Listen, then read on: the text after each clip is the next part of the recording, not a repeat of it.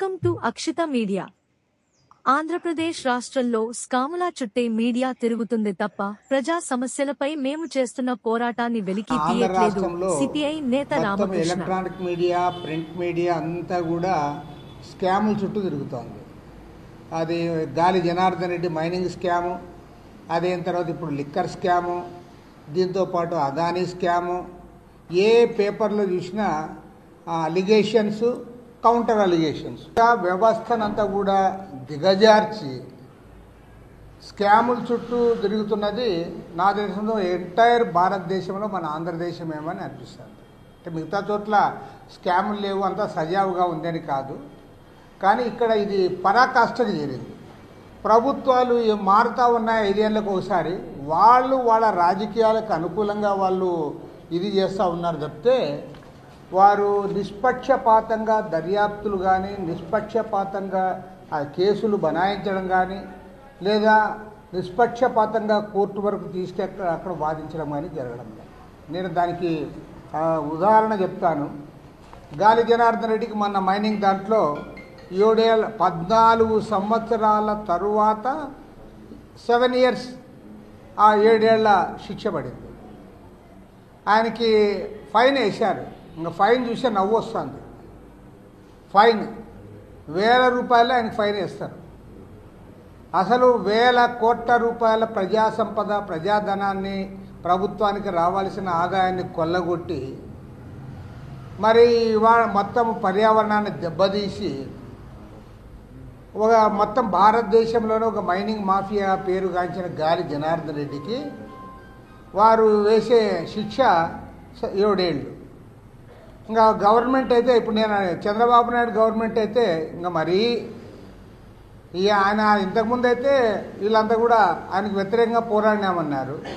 ఇప్పుడు అతను బీజేపీలో చేరినాడు కాబట్టి తేలుగుట్టిన దొంగల మాదిరి ఉన్నారు, ఏం మాట్లాడడంలే. మరి 80,50,00,000 రూపాయలు వడ్డీతో కలిపితే దాదాపు 100 కోట్లు, 100 crores. 2005-06 నుండి ఆయన 2009-10 వరకు 80,50,00,000 రూపాయలంటే దానికి ఇంట్రెస్ట్తో కలిపి 100 కోట్ల రూపాయలను చెల్లించాలి. ఆమె ధైర్యంగా క్లియర్గా రాసింది. రాసినా కూడా ఎలక్షన్ కమిషన్ చర్య తీసుకోలే. ఇప్పుడు రాష్ట్రంలో రోజు టీవీల్లో, పేపర్లో లిక్కర్ స్కామ్ వస్తుంది. ఓకే, లిక్కర్ స్కామ్లో ఎవరు ఇన్వాల్వ్ అయినా, ఎంత పెద్దోళ్ళు ఉన్నా యాక్షన్ తీసుకోవాల్సిందే, దానికి ఎవరు అడ్డం కాదు. మరి లిక్కర్ స్కామ్ కంటే పెద్ద స్కామ్ అదానీ స్కామ్ ఉంది కదా. 1,10,000 కోట్ల రూపాయల అదానీ స్కామ్ విషయంలో మీరు ఎందుకు మాట్లాడడం లేదు? ఇది మామూలు విషయం కాదు, లేదా జరిగిపోయింది కాదు. పోన్లేప దాంట్లో తినేశాడో, కాంట్రాక్ట్ అయిపోయింది, వాళ్ళ పని అయిపోయింది అని కాదు. అది 25 ఏళ్ల పాటు రాష్ట్ర వ్యాప్తంగా ఉన్న 26 జిల్లాల్లో ఉన్న విద్యుత్ వినియోగదారుల పైన 1,10,000 కోట్ల రూపాయల అదనపు భారం పడుతుంది. సూటిగా అడుగుతున్నది ఒకటే, మీరు ప్రతిపక్షంలో ఉంటేనేమో అవినీతి జరిగింది, ప్రజలపైన భారాలు పడతాయి కాబట్టి దీన్ని రద్దు చేయాలంటారు, కోర్టుకు కూడా వేస్తారు. మీరు అధికారంలోకి వచ్చిన తర్వాత ఇవాళ మోడీ, అదానీ ఇద్దరు కూడా కలిసిమెలిసి ఉన్నారు కాబట్టి మోడీతో మంచిగా ఉండాలి, ఆయనతో డిన్నర్ తినాలని మీరు యాక్షన్ తీసుకోవడంలా. మీకు రాజకీయంగా అనుకూలత ఉంటే ఒకటి, వ్యతిరేకత ఉంటే ఇంకొకటి. గాలి జనార్దన్ రెడ్డి వ్యతిరేకంగా ఉన్నప్పుడేమో దాని మీద చేయాలంటారు. గాలి జనార్దన్ రెడ్డి బీజేపీలో చేరాడు, మీ మిత్రపక్షం కాబట్టి గాలి జనార్దన్ రెడ్డి 100 కోట్ల రూపాయలు కట్టాల్సి ఉంటే దాని గురించి మీరు మాట్లాడరు. ఓకే, మేము కమ్యూనిస్ట్ పార్టీ తరఫున నేను వేశాను, ఓకే, మరి మీరు కూడా వేశారు కదా. తర్వాత ఇవాళ మీరు అధికారంలో ఉన్నారు కదా, మీ దగ్గర సమాచారం అంతా ఉంది కదా.